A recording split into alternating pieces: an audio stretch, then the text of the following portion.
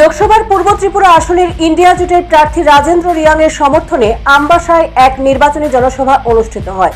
সেই সভায় প্রধান বক্তা হিসেবে উপস্থিত ছিলেন রাজ্যের প্রাক্তন মুখ্যমন্ত্রী মানিক সরকার। জনসভায় বক্তব্য রাখতে গিয়ে প্রাক্তন মুখ্যমন্ত্রী মানিক সরকার বলেন, লোকসভা নির্বাচনের আগেই রাজ্যের জাতি জনজাতিদের কাছে তিপ্রামথা দলের নেতার মুখোশ উন্মুক্ত হয়ে গেছে। রাজ্যের কাউকেই তারা পূর্ব ত্রিপুরা আসনের জন্য প্রার্থী করতে পায়নি, তাই অন্য রাজ্য থেকে আনতে হয়েছে প্রার্থীকে। এটা তো পারিবারিক স্বার্থ ছাড়া আর কিছুই নয়।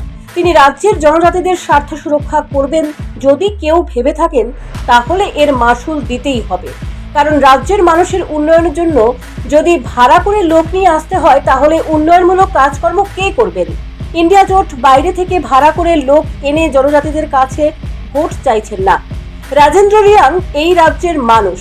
তিনি যদি রাজ্য থেকে প্রতিনিধি হয়ে সংসদে উপস্থিত হন, তাহলে সেখানে এই রাজ্যের জনজাতিদের কথাই তুলবেন, অন্য রাজ্যের মানুষের কথা নিশ্চিতভাবেই বলবেন না।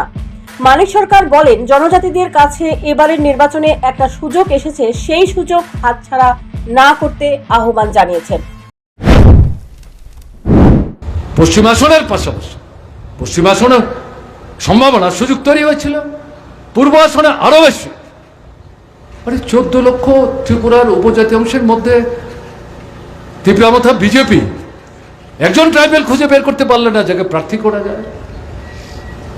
দশরথ দেব, বাজুবন রিয়াং, জিতেন চৌধুরী, রাজেন্দ্র রিয়াং, তাদেরকে তো বাইরে থেকে ধার করে আমরা আনিনি।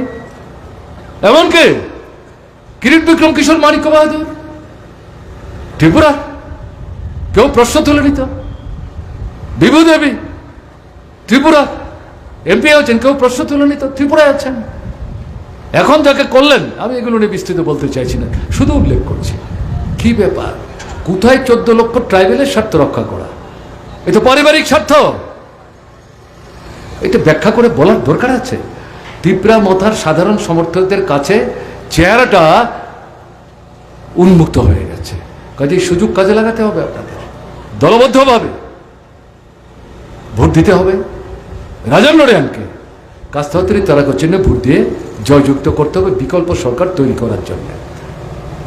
জিনিসের দাম কমাতে হবে, কৃষকদের ফসলের ন্যায্য দাম দিতে হবে, বন্ধ কারখানা খুলতে হবে, বেকারদের কাজের সংস্থান করতে হবে, রেগা বন্ধ করা যাবে না, মজুরি বাড়াতে হবে, রেশনে 13টা 14টা অত্যাবশ্যক সামগ্রী সস্তায় ভর্তুকিতে সরকার থেকে গরিবরা যাতে কিনতে পারে তার ব্যবস্থা করতে হবে। শিক্ষা জন্মগত অধিকার, কোন ধর্ম কোন বর্ণ দেখবার কোনো দরকার নাই।